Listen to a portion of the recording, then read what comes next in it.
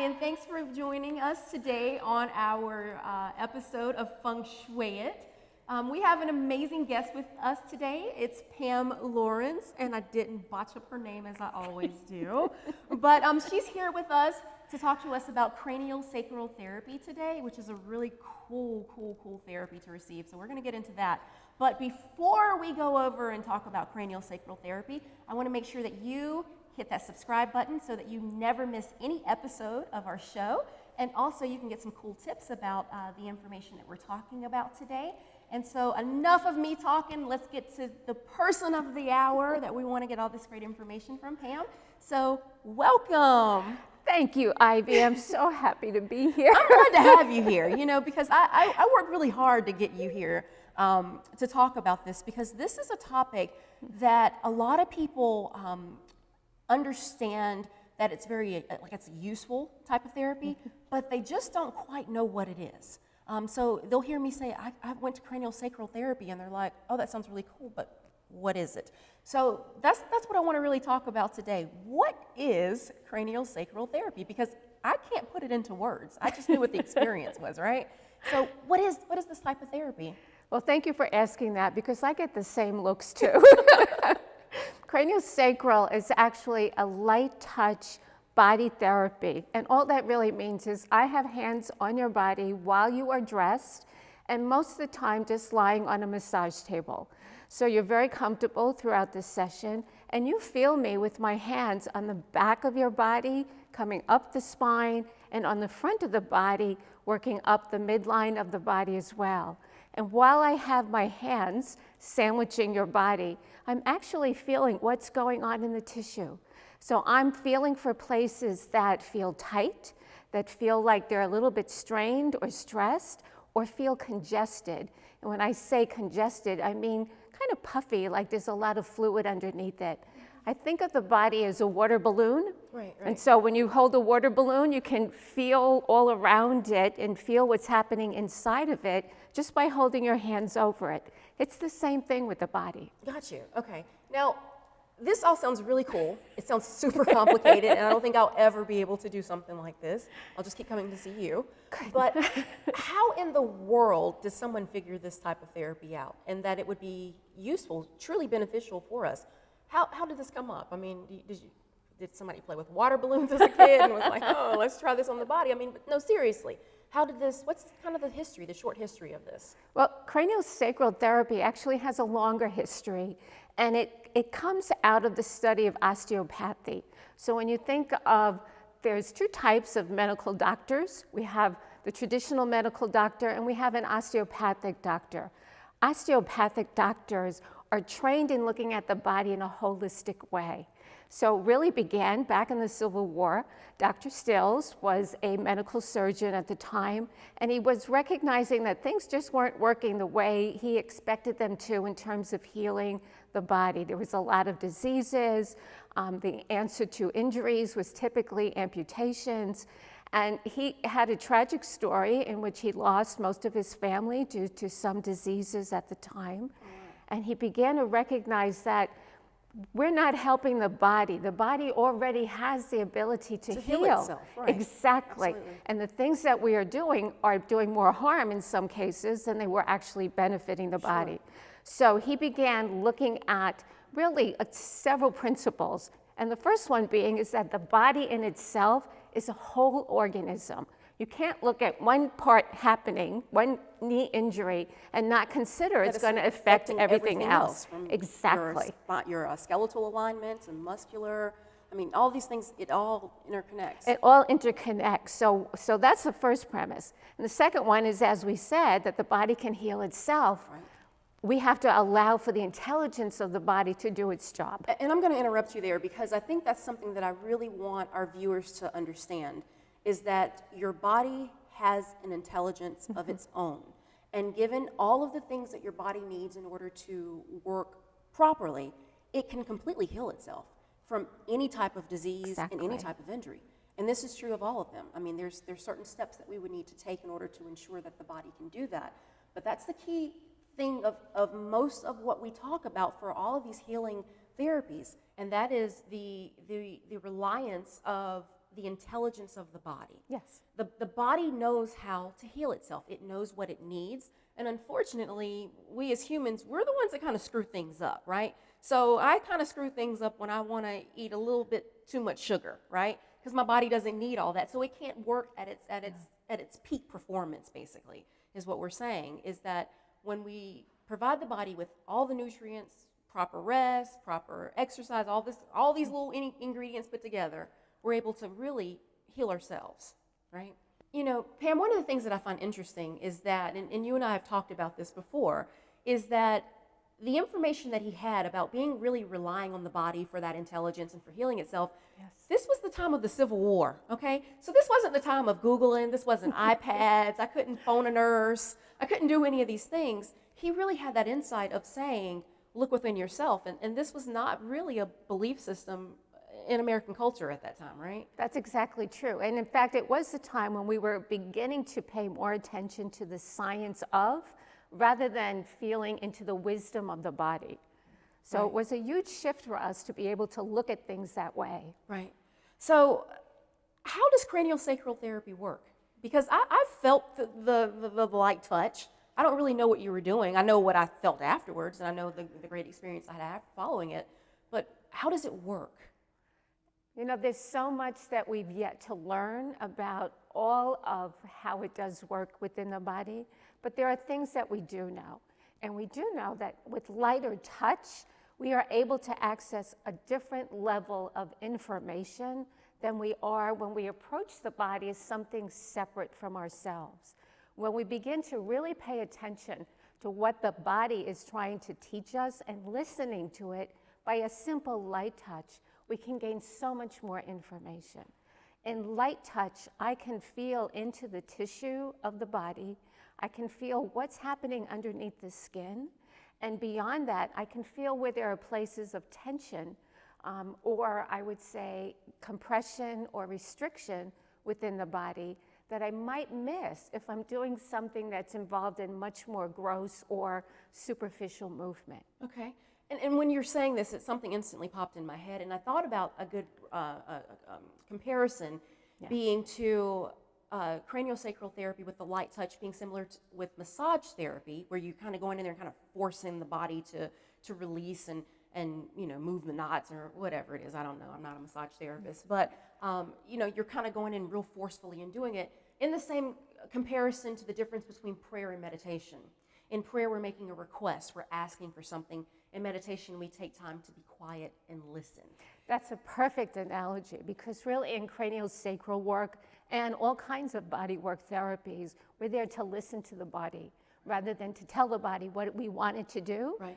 We're taking away the natural intelligence and wisdom of the body when we determine the way it should look or how it should feel, instead of honoring that the body is already maintaining itself and doing self-correction. Right, right. How does cranial sacral therapy perform? I mean, because we've talked about a little bit of light touch, and I experienced it, but honestly, I was so relaxed, I kind of fell asleep a little bit. So let's talk about how it's performed, just to let everyone know. Once you go into the office and you lay on the massage table, what would a person expect to feel? Dr. Upledger, who really began the practice of cranial sacral therapy the way we know it today, developed what he called a 10-step protocol, so that every practitioner learns the basic 10 steps. Gotcha. And that's the place where we begin. Normally at the sacrum, which is the bone at the end of the spine, by putting one hand on that, I can feel the rhythm of what's happening within the body just from listening to the sacrum, that bone at the end. And from there, the hands progress up the spine. Same thing, listening to, as we move up the body, what's happening in the tissue around the abdomen, where all the digestive organs are. What's happening to the tissue where the organ and the spleen, the liver and the spleen are. And then moving up into lungs and heart. So we're not just feeling the skin, we're feeling into the organs, the soft tissue, even to the bones of the body, by noticing how that translates into pressure and tension on the surface. So what does a person experience during this therapy? Because again, I told you, I was so relaxed. It was so peaceful for me. I literally fell asleep within moments of you starting. That's what we're hoping that you're going to experience. Right. But what would a person expect that will stay awake during this process? What will they expect to experience? Are they going to see things? Are they going to hear things? Are they going to smell things? Well, they'll see my room. They'll hear the music playing in the background. Right. Maybe some aromatherapy. But generally, it's as unique as the person is. Sure. So, and I think we mentioned, some people like to get on the table, and it's an opportunity to deeply relax. And we want you relaxed. That allows me to feel more deeply into the tissue when your body's relaxed and you're not being in stress and tension. Yeah, exactly. But some people, that takes a little bit harder time to get into. And so we use different techniques to help encourage the body to relax more. The music, the aromatherapy, sometimes even using singing bowls will help the body to relax.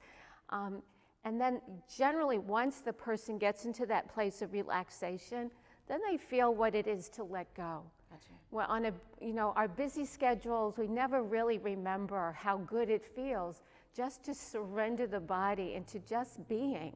And on the table with a practitioner at your side, you have enough trust and faith in them to just totally relax into it and allow your body then to start its own work. And how long are the sessions? What's an average session for maybe your first time? The first time I really recommend 90 minutes because we have a lot of exploration to do with each other. I need to understand what's happening from your perspective. I need to understand how that's showing up in the body. And then what is the body asking for? What kind of touch will help it to ease into relaxation? Okay. How often should a person come to receive cranial sacral therapy? That's a tough one, again, because it really depends on the individual. Very individualized. But what I would say is look at how long you've had the condition that brought you there. Good point. So if you've been struggling with a chronic issue for years, you're going to expect to do some You're not going to work. fix it for me in like 20 minutes, right? It could happen. Sure. It could happen. But realistically, let's have good expectations that a couple of sessions may be needed in order to have some really big turns. Yes. Because we're not forcing the manipulation of the body. We're listening to the wisdom of the body, and sometimes the body needs healing before it wants to actually make those adjustments. Sometimes the body needs deep rest, and it's not something that we allow time for in our culture. Right. What types of conditions does this kind of therapy address? So what type of things can be wrong with me that I should say, I need to go see someone that does cranial sacral therapy? Well, I wouldn't say that things are wrong with you. I would say that there are symptoms that rise up to let us know that we need attention. Got you. So really anything can work with cranial sacral therapy. We work with infants from the time that they are born. Really? My oldest patient was probably 101 years old. Really? So it's for all ages. Are there any conditions that maybe should not be addressed with cranial sacral therapy? The only condition or contraindication is when someone has had an acute or a new brain injury. And at that time, we do not want to go in and begin manipulating the nervous system in the body because it can interfere with the body's natural way of healing. Usually once we get past that stage, then we can come in and help to support what needs to happen. Got you. Okay, that makes a lot of sense. And what type of education does a cranial sacral therapist receive in order to be knowledgeable enough to do this type of therapy? Because I'm hearing a lot of physiology, I'm hearing biology, I'm hearing intuition, I'm hearing energy work. I mean, I'm hearing a lot of different manipulations. And of course, before you answer this, I want to mention the fact that you hold a host of degrees, okay? So this is not like something you went to a local place and took a 3-day weekend course to learn to do this, and now you're just kind of woo-woo following your intuition about it. This is some serious science and work that's going into it. I mean, when I'm looking at your degrees and certifications, these range from a BS in nursing, master's in social work, Reiki master, you're an ordained minister, a licensed massage therapist, specialties in aromatherapy, PTSD. I mean, the list goes on and on and on. I mean, I could go on with this for 20 minutes. So your pieces and bits of information, you're using a lot here in these sessions. So from the very basic level, what type of education is required, not exceedingly like you, but what's the basic? Well, quite honestly, Dr. Upledger began this work teaching teachers. Really? So they have no background necessarily in any kind of anatomy or physiology. He wanted to provide a technique that anybody could do. Really? So he was doing a research program with teachers and working with autistic children. And that's where he developed the 10-step protocol, so that it would be something he could teach and you could learn it, and your teacher or caregiver could learn it and work with your family member at home to be able to support the work. Wow. Yes. So there are introductory classes that anyone can take. And that's just so that you can do the work yourself. Beyond that, there are much more advanced classes. And in my particular case, I was interested in working with people with post-traumatic stress injury. So my education and training took a track that really focused on the full impact of working with people with trauma. Got you. And I want to go straight into that, because you do work with a specific population of individuals that are suffering from PTSD, amongst maybe some other things sometimes.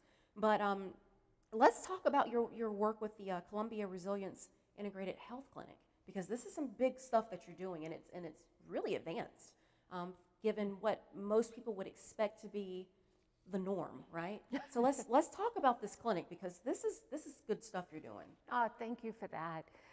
The clinic really came out of an idea of how do we make this kind of work more accessible to people. As you said early in the program, people never even heard of cranial sacral therapy, so they wouldn't know how to access it, or even that it was something they could access it. And so I began early in my practice to open a ministry that would allow people who experienced trauma and could not pay for services or could not easily access them to come and be able to get treatment. And so that ministry sort of morphed into the idea of becoming a clinic when we've added additional practitioners. And ultimately, Columbia Resilience, which is a nonprofit organization, picked us to sponsor us to work for their community integrative health program. Right. And this clinic, in partnership with Sexual Trauma Services of the Midlands, began working with women and men eventually who experience sexual trauma. Right. Yes. And this is huge. And the reason I wanted to really dig in and talk about this program is because, as many of our viewers will be aware, and even with us, is that individuals that have been suffered from any type of sexual assault typically might have a reaction of not really wanting to be touched. And so what's amazing to me about this program is that you get these people to become comfortable enough that they're, like me, laying down, passing out, relaxing, going into a deep state of meditation and relaxation. And yet normally, probably when they start this program, they're very tense, very stressed, would not want someone to touch them just simply due to symptoms of their assault. So can we talk a little bit about that process of really from a person coming in from the first steps, and then really from a person coming in from the first steps to being comfortable enough to be able to lay on a massage table and have this manipulation? I mean, what's that like? I mean, does it happen very quickly, or?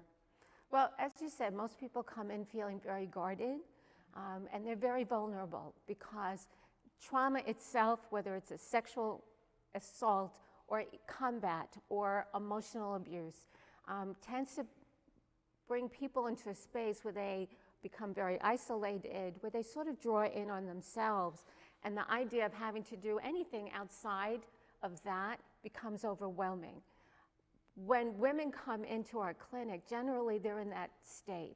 They're fearful, they do not want to talk about their experience, and they're really worried about how their body is going to respond to touch in general because they have been so violated. Our clinic is very informal, so that's number one. We tell people who come in that this is not to talk about your story. It's not necessarily to talk about what happened to you. It is about how you are coping now. So what's happening in your body now, this moment, this very present moment? How are you feeling? What's going on for you? And as we have that conversation, what do you need to help you to be able to relax? Right, and that's Yes. one of the things I'm going to interject is that a lot of treatments that we have, because one of my specialties is in sexual abuse in children and adolescents. And one of the problems that we have with most of the therapies that we would talk to individuals about is that they're re-victimized for every therapy they have to receive. Before they can get treatment, we've got to go back to the past, back to what happened, and talk about it for the 20th time, for the 30th time, and re-victimize these people. And the problem is that they'll avoid it. They don't want to receive the therapy because I don't want to talk about it anymore. You're supposed to be helping me. And so that's one of the key components that I really grabbed when you and I were talking about this program previously, is that you don't get re-victimized. We talk about the right now, whether your injury happened 20 years ago or 20 days ago. We're talking about where you are right now, because really that's all that's important. Exactly. Is what happened right this second. What's going on now, and how can we fix it?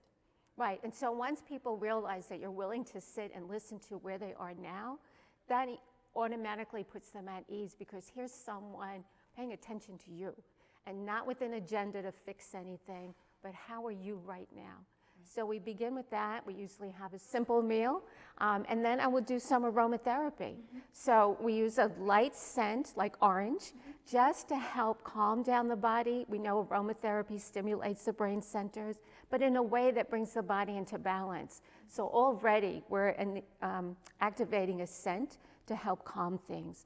And then the invitation is to the person, would you like to come on the table and experience this kind of work? And generally they would be hesitant getting on the table, but once we put hands on the body, it's with the understanding that, again, that touch, it's not about manipulating the body. The touch is really about connecting with the body where it is now. So it's a different intention just coming in. It's not to fix it, it's to listen.